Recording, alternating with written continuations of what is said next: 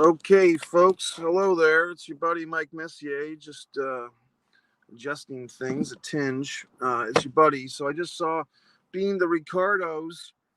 Uh, Sniff, sniff. What's that smell? It smells like Oscar season. So this is the time of year, basically Christmas time, is when you start seeing all these heavy dramas and the big name actors and anything and everything that they would like to get nominated for an Oscar tends to come out around this time. That's an age-old tradition. And why, you might be asking, why do they, kind of backlog all these movies that have Oscar potential written all over them? Why do they backlog them towards the end of the year? It's because around this time is when the voting begins for the SAG-AFTRA Awards, which is people that are the union, the SAG-AFTRA Union, Screen Actors Guild, and I believe it's American Federation Theater RE. What's the RE? Well, you got me. Radio, perhaps, and entertainment, or A. The end. A at the end would not be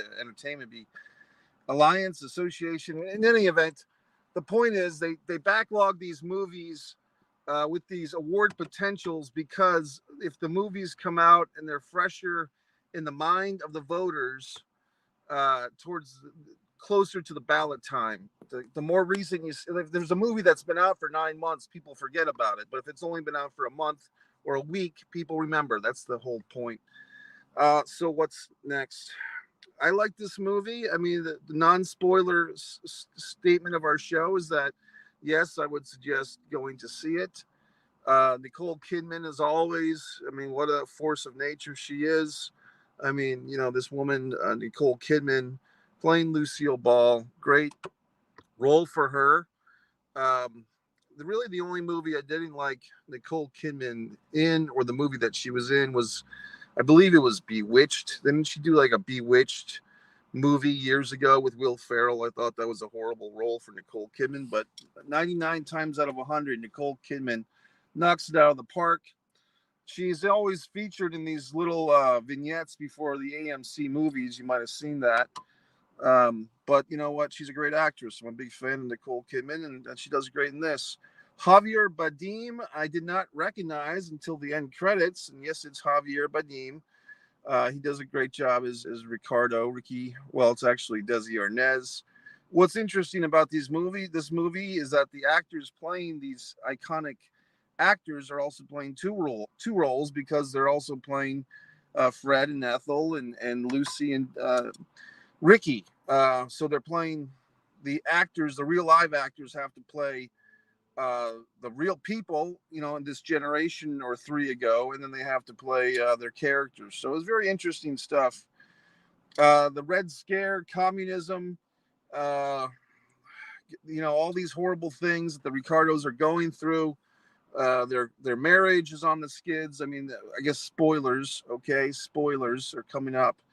There's a moment towards the end of this movie where basically, Desi Arnaz saves Lucy's whole career because he gets J. Edgar Hoover, the president of the United States, on the phone to clear Lucy in front of the live studio audience, and everyone's excited and everyone's cheering. And then they rush backstage. Lucy knows that her career has been salvaged by her man, Desi, and she hugs him and kisses him, and then she starts drilling him on, did you cheat on me? Did you cheat on me? So, I mean, at this point, I'm just thinking, God, this guy just saved this woman's career, her name. He's just pulled out every fucking trick in the book he can to salvage his wife's life, and rather than be thankful, she's accusing him of cheating on her, which of course he did. So then he admits that he cheated on her, but only with call girls, as he says, because it doesn't matter if they're whores. It doesn't matter if he had to pay them, because there's no love there, I guess is what he's trying to say. And of course, Lucy puts on the brave face, and off they go onto the stage. But we find out through the end credit, and we probably already knew this, most people, that they did get divorced as soon as their career ended together professionally. Lucy filed for divorce, so she was not going to tolerate that.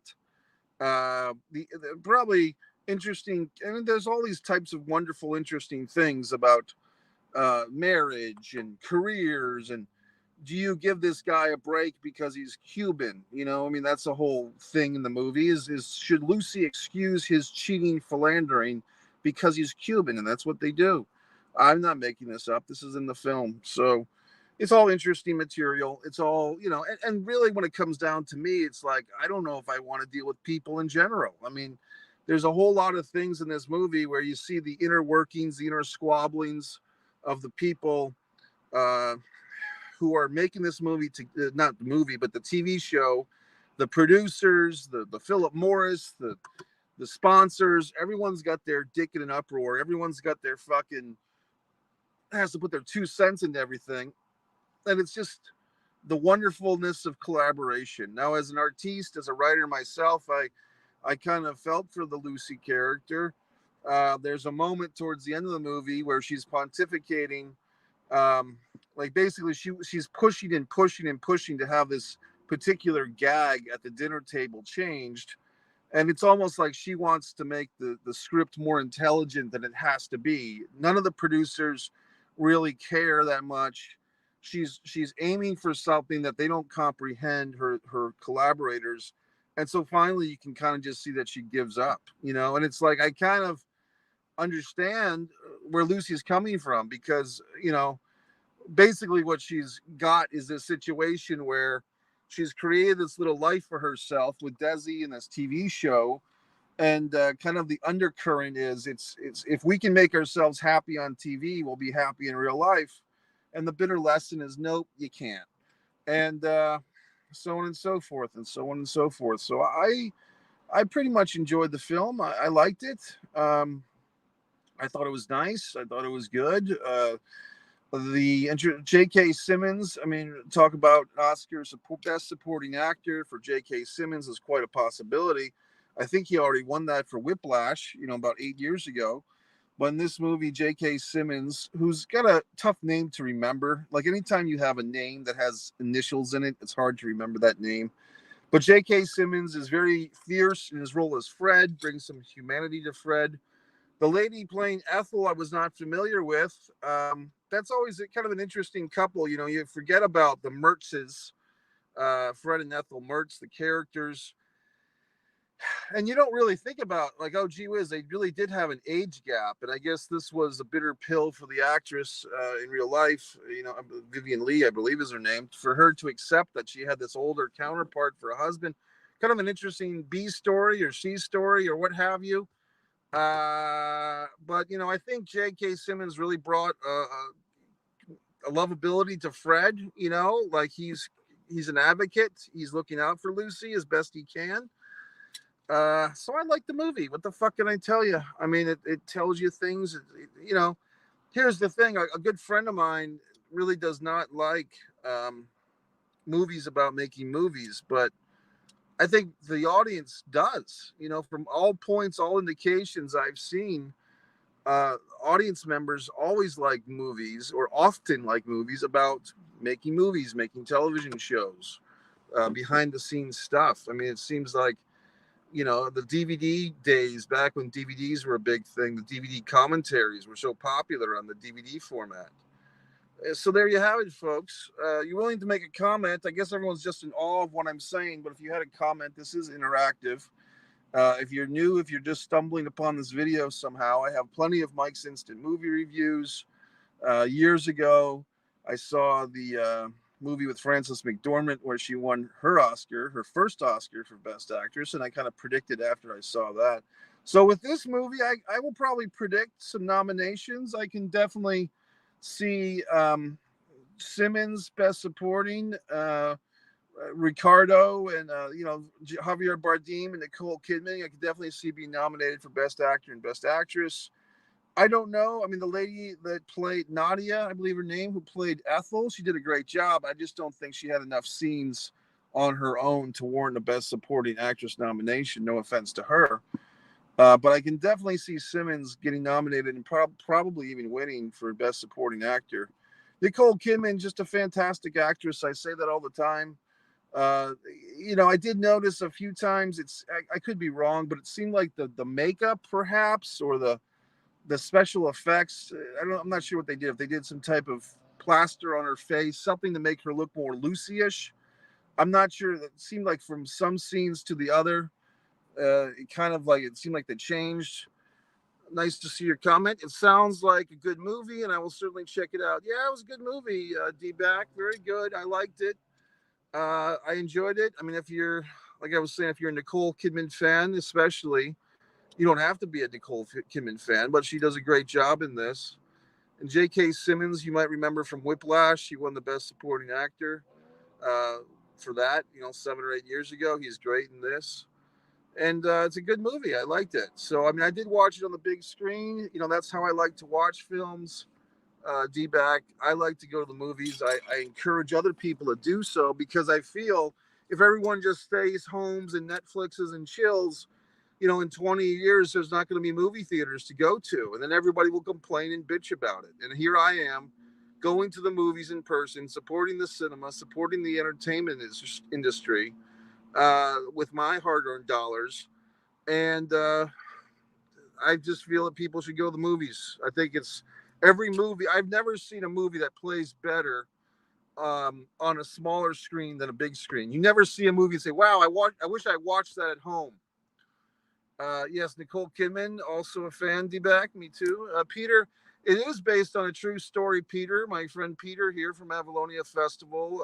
He did a lot of the camera work for the Avalonia Festival 6, and he's a filmmaker himself. Peter's checking in.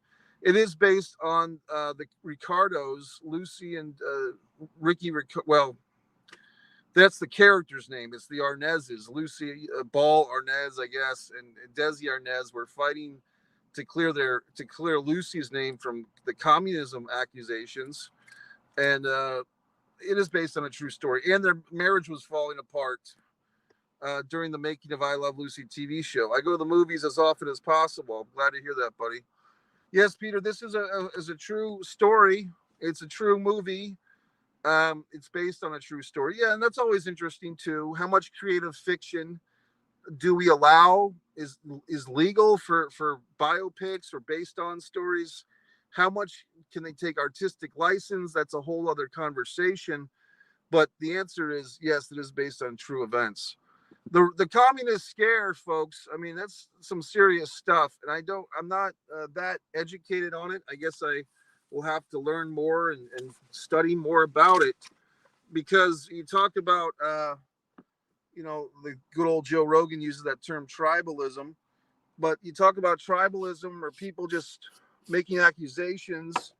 I'm cleaning my windows, by the way. I just traveled up and down the country with my interior windows were in horrible shape, and I traveled for literally thousands of miles with my windows in horrible shape, as far as like streaks, and just wasn't looking good. And it's like I knew that the Dollar Tree would have this thing, but I just couldn't get myself over to one for like thousands of miles. You know what I mean? But now I finally have this cleaner for my glass windows in my car, and it's so easy and it's so effective.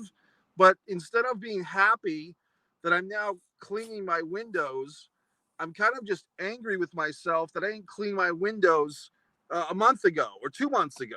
You know what I mean? Like I'm angry with myself that I suffered, kind of like Jesus Christ on the cross, with this horrible fucking glass window smudged and smeared. And now it brings me such joy to clean this glass. But I'm thinking about all the times that I was driving and the glass was horribly smudged, horribly smeared, and I suffered through it.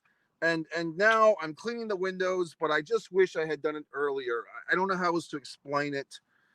It also says it's good for chrome. Okay. Where's chrome on my vehicle?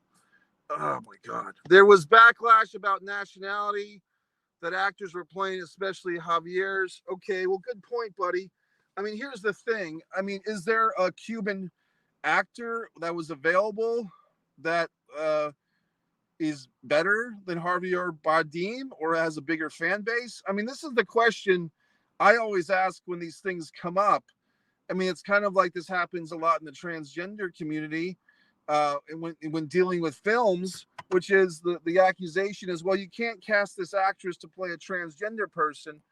Um, you should apply some Rain-X to the windshield as well. Thanks. I might have to do that. I'm not really familiar with Rain-X. I remember the commercials, but I can't for the life of me think of what it does. But this stuff is working pretty well. Here's the thing. They say, okay, a transgender character must be played by a transgender actor or actress. Well, can you tell me who a transgender actor or actress is that's a guaranteed box office investment? Because that's what it comes down to for these studios. Look, I'm not a big time movie producer. I'm just telling you that for them, it's business. Now you might say, well, Elliot Page. Elliot Page. Okay, let's see it happen. You know what I mean? But I don't know. I mean, my second question, Peter, when it comes to the nationality of actors is if whoever they are have a critique on Javier playing the Cuban Desi Arnaz, who are they suggesting play him? And no matter who plays the role, someone's going to gripe and bitch about it. I don't know what else to say. I mean, thank you. I appreciate that because it's okay. If not Javier, who? Some unknown Cuban American actor who nobody has heard of, doesn't have a proven track history. I mean, look, folks, I've been acting a long time myself, and I haven't had a minuscule amount of success compared to a Javier Bardem. And he is bankable. He has a fan base. People know that if they cast him in a big time movie, he's going to show up to work. He's going to do the preparation. He's going to be a professional. He'll go on a talk show circuit and promote the movies. So where is this hypothetical actor who should have this role instead of him? Where is he? You know what I mean? Sure, some fucking on Twitterville can say, well, I'm a Cuban American actor. Why shouldn't I? Well, did you audition? I mean, the point is Javier has made a career for himself. I believe No Country for Old Men and many other films. It's called bankability. It's the movie business, not the movie, folks. It's not the movie where you just everybody gets fucking cast and everybody's a star. I mean, it's a cruel fucking industry. Hi, Carl. Oh yeah, Catch Me If You Can. Great movie, buddy. Somebody was mentioning that to me the other day. Frank is the guy. The guy's real name is Frank, who the DiCaprio character, but based on a real life guy. So very good, Carl. Great movie. Tom Hanks, DiCaprio. Talk about a guy. I mean, two guys, DiCaprio and Hanks. But I mean, heavy hitters. Hanks movies. You know, I think I still say Castaway was his best ever acting. And you know, it always makes you feel bad that Peter guy from Bosom Buddies, who was the co-star for Hanks, never really got a big film career. I always thought, I think other people said this as well, that the idea was in Forrest Gump when Tom Hanks is running up the hill, with the people following Forrest Gump around. Jenny, I'm going to go running. That they should have put Peter Scolari from Bosom Buddies like in the pack running along with them, and they should have started playing that Billy Joel song from Bosom Buddies. Just a little thing. So that's it, folks. Well, gentlemen, I appreciate everyone checking in. Overall, I did like the movie. I do have a new wrestling rant for the wrestling fans out there who are catching this. Monty and the Pharaoh, although some of their thumbnails I've not been appreciating their thumbnails and how they're labeling my content that I'm gifting to them. I'm not sure if I enjoy their thumbnail process. It's upsetting to me. I did give myself a haircut. My light's not working anymore, but take my word for it. I cut my own hair, which is a big revelation. Yesterday, I had so much fun because it was hot. It was 82 degrees in Florida in December yesterday. I'm walking around in a tank top. I'm uncomfortable. I'm hot. I'm get the long hair, and I did see that movie, buddy. I get the long hair, and I'm terribly frustrated yesterday. And I just went and I bought these cutting shears at CVS. I had a coupon, and I ended up just buying these grooming products and cutting my own hair in the confines of my automobile, which I now have tons of hair in. I have to vacuum the car, but I have to do about 1,000 things. Okay.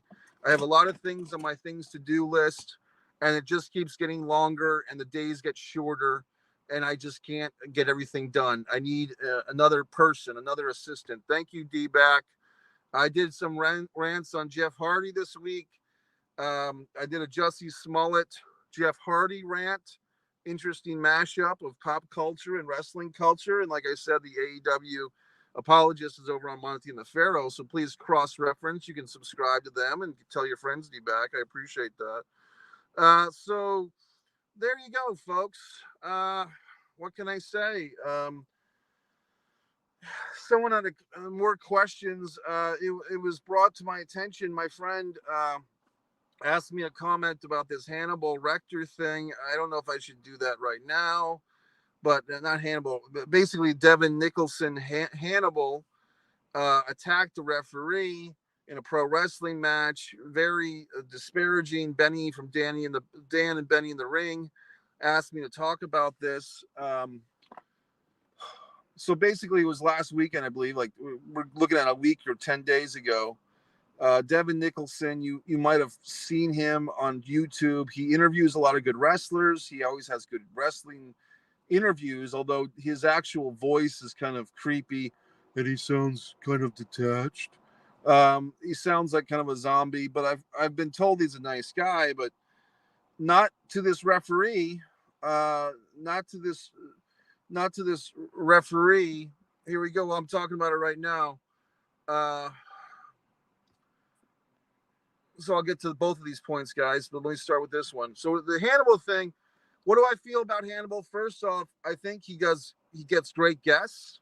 I'll give him credit, and I'm assuming that he's paying his guests or some of them.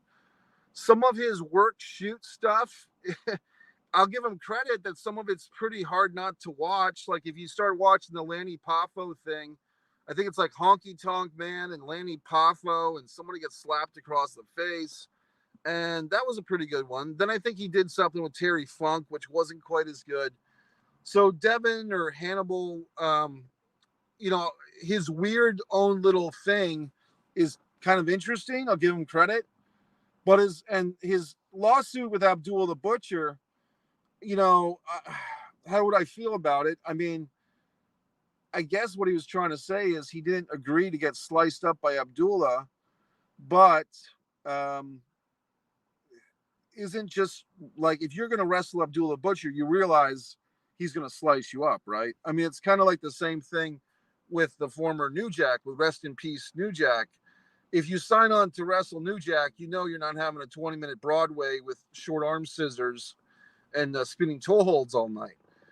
So, I mean, I guess I would just question Devin or Cannibal's common sense. I mean, I'm not trying to disparage him or blame the victim, but maybe I am. I'm not trying to, but if he really wanted to sue Abdul the Butcher for Hep C transference, which I get it, I understand, but you're wrestling a guy named Abdullah the Butcher. I mean, you know what I mean? It's truth in advertising. He butchered you. So I feel bad, but once again, it's kind of like, this is why you don't see me in the wrestling ring with these freaks, because you can't trust anyone in the wrestling business. And I give the guys credit who are in the wrestling business full time as workers, because they're putting a lot of trust into people, but there's been a series of people that what you're in for. So I don't know what to say. I think the promise of fame or the hope of fame pollutes these guys' judgment, and there you go. For him to attack the referee, that's what you probably want me to talk about. I think Hannibal was trying to say that this was a work. It doesn't seem to be like that. It seems like maybe, I don't know. I think this thing it'd be interesting if there's a lawsuit. My buddy Benny made some comments, but I wasn't able to read the comments before I started this video because I didn't know we were doing this right now. But I'll read your comments later, Benny. Maybe I'll do a whole video about it. But basically, I mean, in any normal society, that referee would have a court case. I think what happens with wrestling is that it's such a weird business for the law to understand that it's almost like if you go into a wrestling ring, you are literally taking your life into your own hands. And if you get maimed, injured, or even killed, good luck. with any type of reciprocation of money or pain and suffering damages. You know what I mean? I hate to say it, but it's true. So if this guy, the referee, even were to sue Hannibal, I don't know what would happen. I mean, it'd be a tough case for unless the referee can clearly state, I did not agree to get gigged. Jim Cornette, I did listen to his 40-minute, rant about it. And Jim Cornette was saying that the referee agreed to get gigged, to cut himself, and that the referee apparently hadn't cut himself before and just wasn't digging deep enough, so that Hannibal was, I guess, frustrated or embarrassed as I was going to say stupid character, a blood hunter, that the guy wasn't bleeding. So he's like, well, I'll make you bleed. And it just seems like a horrible situation. And how many people in the audience? 20, 30? I mean, that's the worst thing about it. It's not that if the referee probably wasn't even getting paid. And apparently, according to Cornette, the referee was a widower. He's, wrestling's like the only thing that keeps him alive because he's depressed that his wife died. So it's kind of sad. I heard Jeff Hardy wants to debut Willow in WWE. Well, as far as I know, Carl, that would be an old story because Jeff Hardy was released from WWE. So I think I might have seen that a few weeks ago, Carl. But if you catch up, Jeff Hardy's been released, and I've covered that in the Jeff Hardy Jussie Smollett video. What's next? Movie, are you going to see it? I'm not sure if you're asking me, like, what's the next movie I'm going to see? Or I'm not sure what the question is, buddy. Peter, what's next? Movie, are you... I'm not sure what you mean. There's not a movie titled next. What's the next movie I'm going to see? I don't know. I mean, I probably want to see that Nightmare movie. It's a horror movie. It's got the title Nightmare in it. I did see Spider-Man, No Way Home, but I want to see it in 3D. But some of these fucking movies are long, guys. Like some of these, I mean, there's a lot of movies in the theater now that are like 2 hours and 30 minutes. And it's like, fuck. I went to see House of Gucci the night before Thanksgiving. I actually left because it was such a fucking long movie. And the movie started like 11 o'clock at night, the night before Thanksgiving. So what the fuck? I mean, I think that for me, you know what a really good length for a movie is? 90 fucking minutes. Like that's the sweet spot. You know what I mean? Like make a good 90-minute movie. That's great. And when I start seeing movies like over 2 hours, I'm like, go fuck yourself. You know what I mean? Yeah, I want to see that, buddy. I did see it on the Big D screen in Yulee, Florida last Thursday. I had a nice rant review. So I'm welcoming you to check that out. Just look for, Mike Messier's Spider-Man reaction. It should be on Mike's movie playlist, or just push your video. I'm not sure if you guys are, let me know if you're getting like the updates when I do new stuff. If you're getting a notification, I guess that you guys are, because you're here, but always push the button for the alarm thing. Sometimes you have to push it and unpush it and push it back. You know how YouTube works. So on and so forth. But anyway, I will be going to the AEW shows in December in Jacksonville. It'll be interesting to see this AEW Dynamite coming up with Sting, going back to Greensboro, or Greensboro, as I like to say, a town that I once lived in. Beef Burger, a great restaurant in Greensboro. Well, I think I've talked myself into a quandary, gentlemen. I did buy some premium chocolates tonight at the Dollar Tree. Very exciting. They're premium. So on and so forth. And so on and so forth. So ladies and gentlemen and ladies, I hope you have a great week. As I always say, it's I'll say it tomorrow, which is it's only Monday. We have the whole week to fuck up. But and so on and so forth. So if you have any topics that you want me to discuss, Clint Eastwood will be discussed. Clint Eastwood films with Carl and I in the near future, once I get settled in a little bit more, and so on and so forth. So gentlemen, thank you for your responses. And I do recommend this movie, the Being the Ricardos, good film, and it's going to get some Oscar nominations of some kind, I'm sure.